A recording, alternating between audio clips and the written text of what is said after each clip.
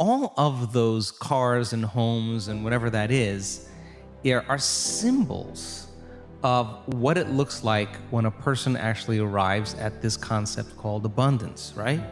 So if those things help them to associate with something that creates a feeling of abundance, and they're building their vision board to help them to get clear on their intent, then that's fine, because they're associating objects or things or material things that they'll say, that's when I know that I'm abundant. That's fine.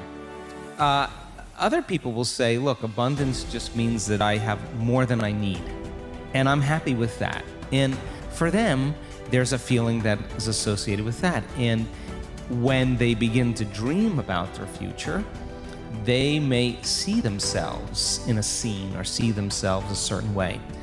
I don't care what it takes for the person to get there, because once they have their abundance, and this happens quite a bit in our work, when you finally have everything you want, there's only one thing you're going to ask yourself: how am I going to contribute to the world? How am I going to make a difference?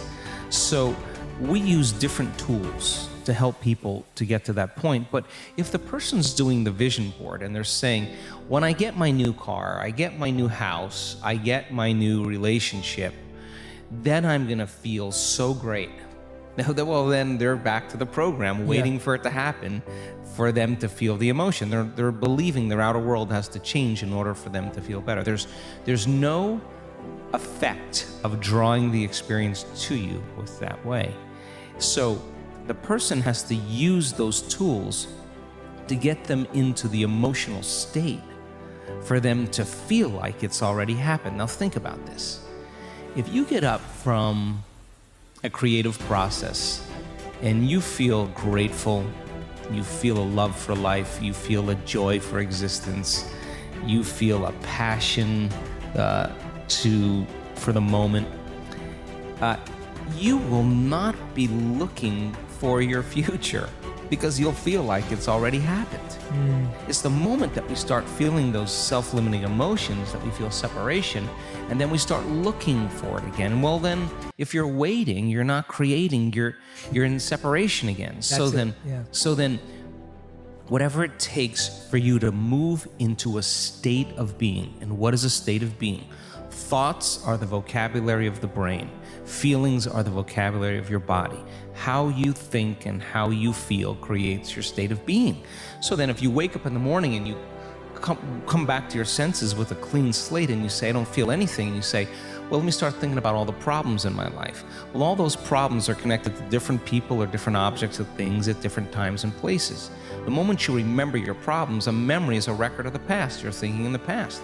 Every one of those problems has an emotion associated with it. So all of a sudden you start feeling unhappy, you start feeling bitter, you start feeling frustrated. So now your body's in the past.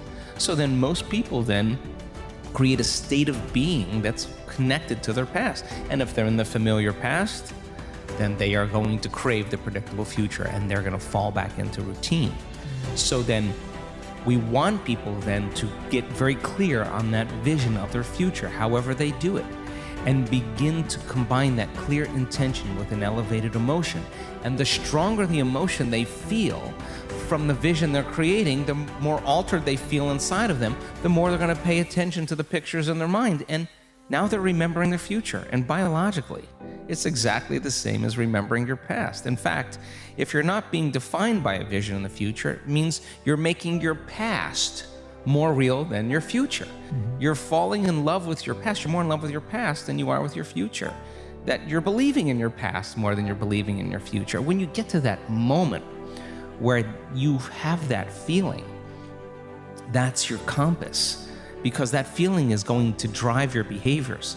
It's going to drive more of those thoughts. And when you feel that feeling and it's visceral, no person, no thing, no experience will stand in the way between you and that vision. And you will be initiated by the universe into wealth. You will be initiated into health.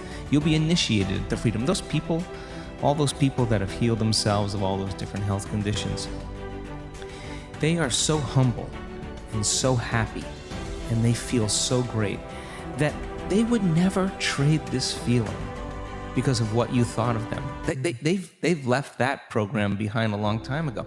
They actually don't care how you think of them. They actually are so happy with themselves that they're no longer dependent on anything outside of them. Now, I think that's a really important moment, because that's the moment we give people permission in our lives to do the same, right? And I think that more and more people are beginning to figure that out as they do this work.